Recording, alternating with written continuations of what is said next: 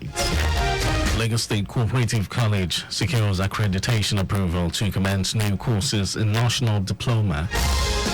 Federal government moves to tackle funding challenge in environmental sector. On foreign team, United Kingdom passes law to send asylum seekers to Rwanda. And in sports, Nigeria Football Federation president confident of Super Falcons' victory at 2024 Paris Olympics. And now the details. I am Mike James. The Lagos State Cooperative College LASCOCO has secured provisional accreditation approval from the National Board for Technical Education (NBTE) to commence the National Diploma Program in Computer Science. The board also granted full accreditation to two other national diploma programs at the college, namely Cooperative Economics and Management, as well as Microfinance and Enterprise Development. Approvals for all the programs were announced at the end of the National Board for Technical Education Accreditation and Resource Inspection Team's visitation to the college at Okoba Agege, Lagos. Addressing the delegation during the visit, Provost of the college, Akorede Ojomu, said after the panel's last visit to the college in September 2021, which resulted in the granting of interim accreditation for two national diploma programs, the state government has continued to upgrade facilities at the college. Ojomu stated that the Governor Babajide Sanwo-Olu administration is working to match the realities and demands of the 21st century educational system and ensure that the Lagos State Cooperative College becomes the preferred destination for cooperative education in the country. The Lagos State government says it will be honoring officers of the Lagos State Traffic Management Authority (LASMA) who have proven to be outstanding in their duties. Special advisor to the governor, Babajide Sanwo-Olu, on transportation, Sholagiwa, made this known. LASMA on its X handle had earlier posted that it was celebrating the exceptional achievement of an officer identified simply as Adejoke for being LASMA's best zonal head for the month of March 2024. The agency says it appreciates her hard work and dedication in traffic management, showing leadership and the ability to motivate the entire zone. In February, the government, in collaboration with the Association of Certified Forensic Intelligence and Crime Analysts, trained 250 senior LASMA officers in traffic incident management at the Police Training School, Ikeja, Lagos.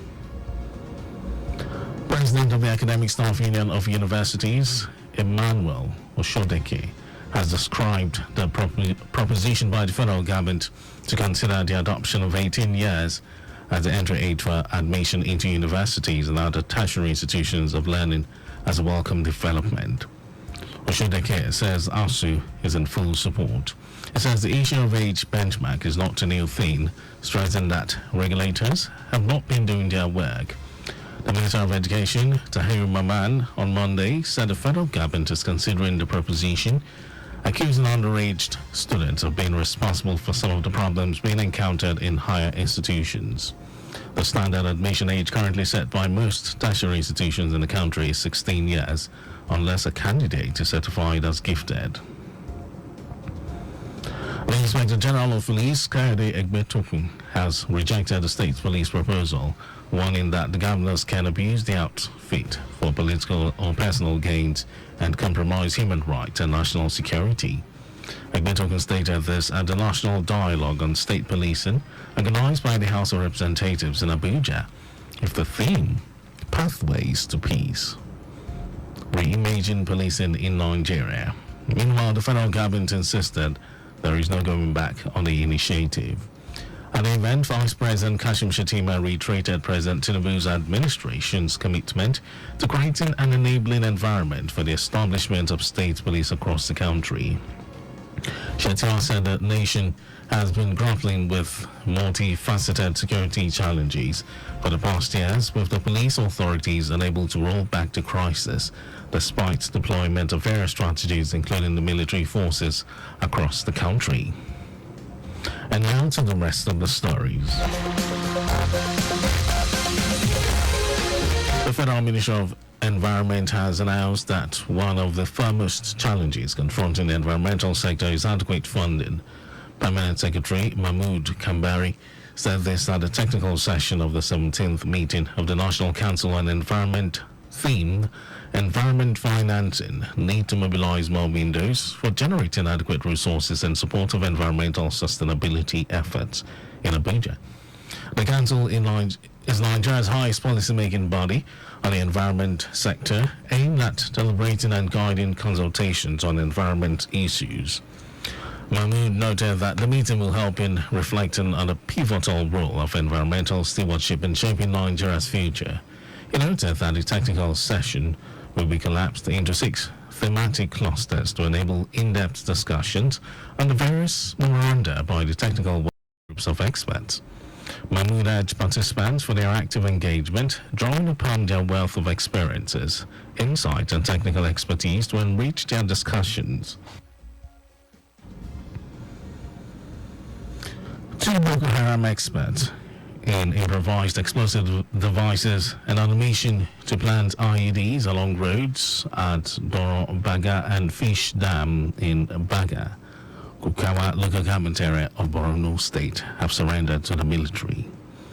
Abubakar Muhammad and Bala Modu surrendered to Sector 3 of the Multinational Joint Task Force of the military at Monguno, Borno State, and made useful statement to the military. MNJTF spokesman Abubakar Abdullahi said it marks a notable success in the ongoing campaign to dismantle Boko Haram in the region. Abdullahi said the items recovered from the door includes 2 IEDs, 2 mobile phones, and a sum of 53,000 naira. And in some foreign news, a controversial United Kingdom Gabon bill to send asylum seekers to Rwanda has finally secured the approval of the upper house of parliament, which had demanded numerous amendments as Prime Minister Rishi Sunak promised to start the first flight to Kigali within weeks. Sunak hopes the legislation will boost the dismissal fortunes of his Conservative Party in an election widely expected to take place later this year. The House of Lords, an unelected chamber, had long refused to back the divisive plan without additional safeguards, but relented after Sunak said the government would force Parliament to sit as late into Monday night as necessary to get the bill passed. The Rwanda scheme, criticized by United Nations human rights experts and groups supporting asylum seekers, has been beset by legal challenges ever since it was first proposed as a way to curb the number of asylum seekers crossing the English Channel in small boats. And more than 120,000 people, many fleeing wars and poverty in Africa, the Middle East and Asia, have reached the UK since 2018 by crossing the English Channel in small boats, usually inflatable dinghies, on journeys organized by people smuggling gangs. And over to sports news, President of Nigeria Football Federation Ibrahim Gusau has expressed optimism that Nigeria's senior women's soccer team, Super Falcons, will do well at the Olympic Games in Paris in July. Gusau said the eye there is to surpass the Super Falcons' performance at the FIFA Women's World Cup in Australia, New Zealand last year. The Falcons crashed out on a penalty shootout against England in a round of 16. The Super Falcons are drawn in Group C of the Paris 2024 women's football event, alongside world champions Spain, former champions Japan, and women's football giants Brazil. 2 teams will qualify automatically from each of the 3 groups, while the 2 best third-placed teams will join the 6 for the quarterfinals. And that was our news at 12. But just before we go, please do not drive beyond specified speed limit. You can follow us and like all our various social media platforms: X, Traffic Radio 961, Instagram, Lagos Traffic Radio 961. Subscribe and watch our news and programs live on YouTube, Traffic Radio 961. And you can also visit our website, www.trafficradio961.ng.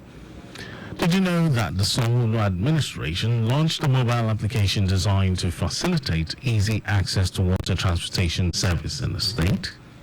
Well, you can get details on the Legacy Government website. And to end the news, here are the highlights of the major stories.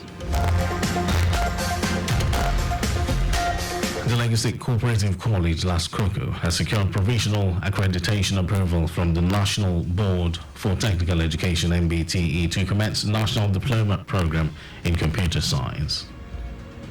The Federal Ministry of Environment has announced that one of the foremost challenges confronting the environmental sector is adequate funding. And we also told you that the controversial United Kingdom government bill to send asylum seekers to Rwanda has finally secured the approval of the upper house of parliament, which had demanded numerous amendments, as Prime Minister Rishi Sunak promised to start the first flights to Kigali within weeks. And then in sport, President of Nigeria Football Federation Ibrahim Gusau has expressed optimism that Nigeria's senior women's soccer team, Super Falcons, will do well at the Olympic Games in Paris in July. And for contact with the newsroom, send a message to info@trafficradio961.ng. That ends the news broadcast. It was compiled by Zainab Adebeshi. Thank you for listening, Lagos.